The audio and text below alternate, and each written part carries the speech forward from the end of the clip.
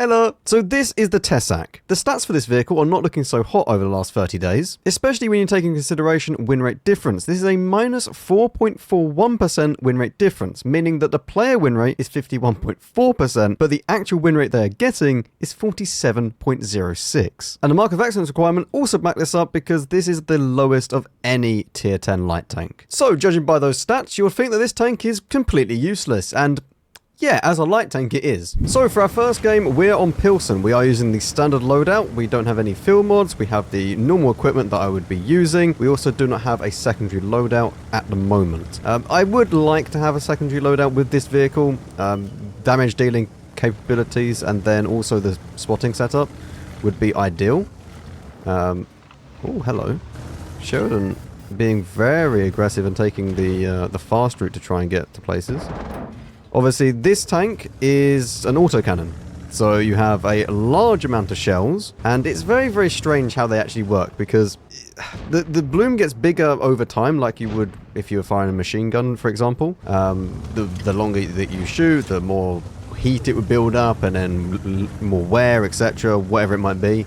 With this, it acts the same, so the longer that you shoot, the more bloom that you get. I would kind of like to shoot this FV, but I do not think we're going to get the shot.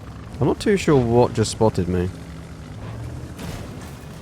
There we go. There's the Sheridan. We don't need to be down this side. There's only one light tank and we know that he's over here. And the thing is, even if I was down this side, there's no one to shoot him. Everybody's up here not looking this way. So what we just try and do instead is just peek up around here. Keep an eye on the FV at all times as well. I mean, we should spot the FV if he peeks out this side anyway. And then as and when this guy wants to move, we should spot him. There's still the STRV, the Concept, the Leo, 2 hackers that have yet to be spotted, and also another STRV, which is why we're not just pushing this guy. Yeah, there's the hackers. Both of the hackers are here. I can't ping. Hello? My team is also moaning at me because they do not understand. There we go. There's the hacker, or number 1. There is 2. And there's the Concept. This is why you don't push into the Sheridan. You ignore your team. If you are a light tank player, you ignore your team at all times. We are getting a... There we go. There's the other hacker as well. Wonderful. I'm not too sure if we can get any more spotting on that. Well, I mean, welcome to light tank gameplay, where you just have to sit here and wait for a little bit. That is... honestly, the main thing with light tanks. You don't want to push anywhere, like, on your own. You don't want to do anything that you think that to yourself, well, I'm not going to have any backup, like why we didn't push here early on. We only had an STRV ready to help us. And ignore your team. If I had listened to my team at the start, and they saying push the Sheridan out, I would have died, 0 damage, that's the game over. They then just push all the way through here. Bit worried about the STRV tier 11 though, because there's actually a platoon with the 2 hackers, so I don't know whether or not they're at the top, or if they're over at the back there. I would like to try and find out in a second. There's the hacker.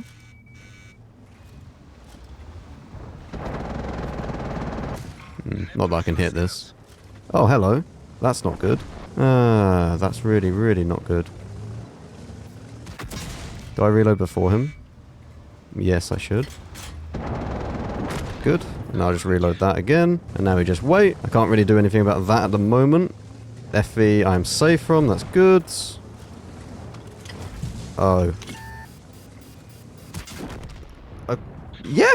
I'm guessing the platoon was quite annoyed with me then. Well, I mean, this is not a bad start. 4.2k assistance. We got 300 damage, but it's whatever. It's a light tank at the end of the day. Apply. Well, we're using the Peasant Loadout. It's mines. I'm going onto the hill. This could be an insanely quick game. We might be in another one in a second. I do have the HE rounds loaded, though. Right.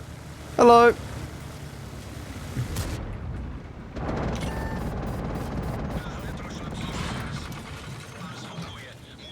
It's not too bad. Not the greatest of trades, if I'm honest, but at least it dies. Not going all the way out because there could be people at the back there, so you always want to be careful. We can switch back to the standard ammo now, and oh, there is an STRV there.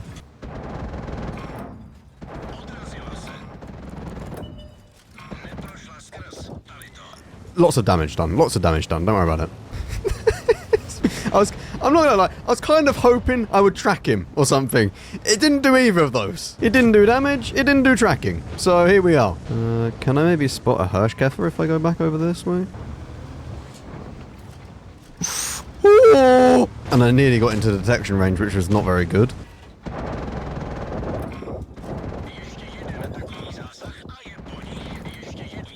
Oh, goodbye, Mr. Gorilla.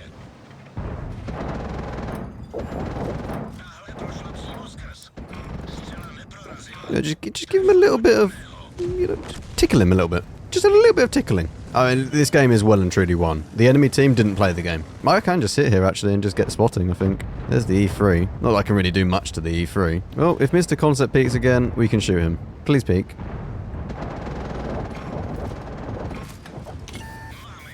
Uh, 129, okay? It's good enough. Damage is damage. Hello. Do you want to peek again?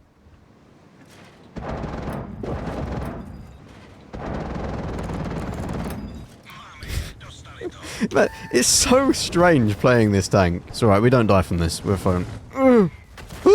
We need to die from the other thing though. Well, I mean, another 4k combined, that's good. 2.6k damage, 2.2k assistance, apply. As always, before we go into the try-hard loadout, we're going to run through the field mods. First one we're going to go for is to top speed increase. Then we go for aim circle size. Then we're going to go for top reverse speed. This one you could probably leave blank because the view range or the camo is not actually that great in the Tesak, so I'm just going to leave that as blank. And then for the right side, behind foliage. And as we are using the try-hard loadout, we have got two setups. We have the CVS, optics, and low noise, all in bonded now. And then we have optics, vents, and stab for the damage build. And these are the two builds that I probably recommend you use. You got your scouting build, and then you have your damage build. Obviously, it doesn't have to be in bonded. Okay, so we're on red shit. We are going to be using the scouting build because, well, there's lots and lots of bushes.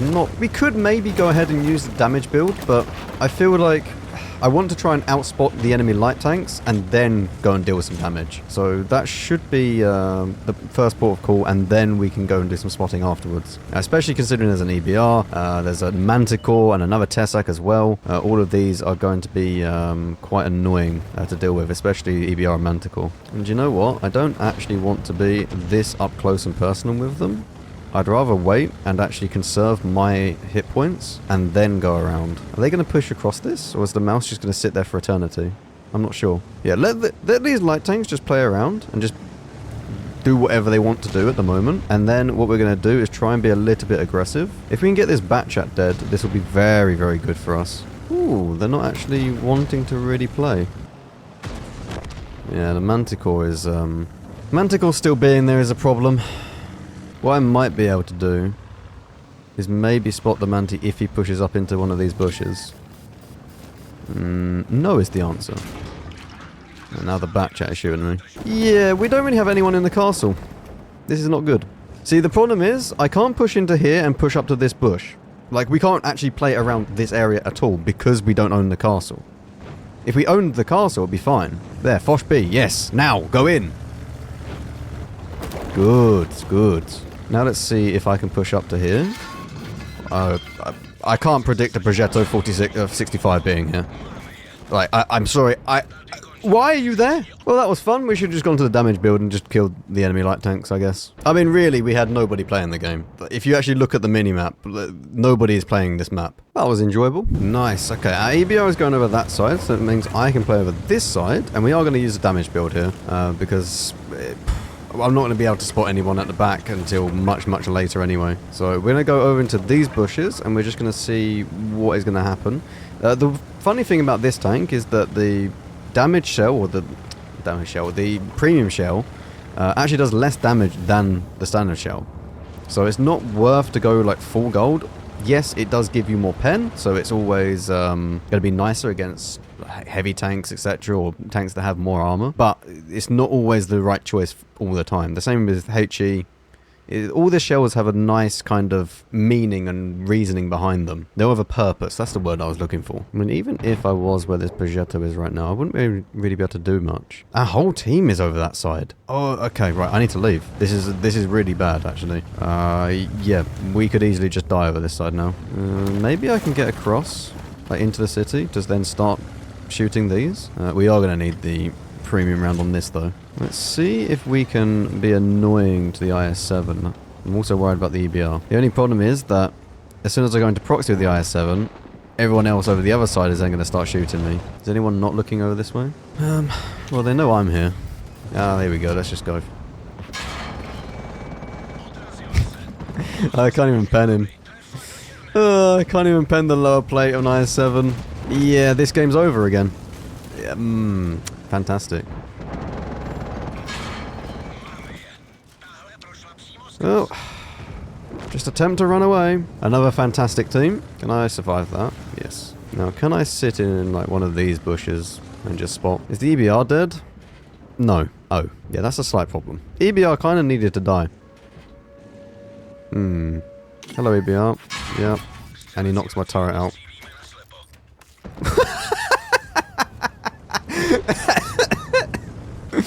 Oh, what an idiot. Hi. Welcome to World of Tanks, where you have 2 good games followed by 2 games where your team is completely incompetent. I mean, I didn't see anyone this game. There was no one over my side of the map, and then I can't pen anyone. Another lovely experience. Oh, now you get my favourite map. Yes! I mean, I'd love to tell you that, you know, this is just some unlucky run, but this is kind of true to life for Tesak gameplay, because you don't outclass any light tank. You have a funny gun, but it's not actually better than any other light tank, and this is just the reality of it. Like, right now, I'm matched up against a T100. Do I make it up here? No. Yeah, that was fun. I think that's enough Tesak. So the Tesak, is it a horrendous vehicle? Yes. The stats for this vehicle are deserved, because it deserves to be the lowest mark of excellence requirement of any tier 10 light tank, and it deserves to have that win rate difference. I do not recommend anybody goes to get this vehicle. It is fun for the first maybe 2-3 games when you're using the gun, but then past that, it's just a gimmick. If you really want to be a true passive light tank, go and get yourself a Manticore, and if you want something that's more in between, that can do kind of both, where it can have the combat capacity, but also be a light tank, and be pretty good at it as well, RHM or T100 LT. This thing is just not it.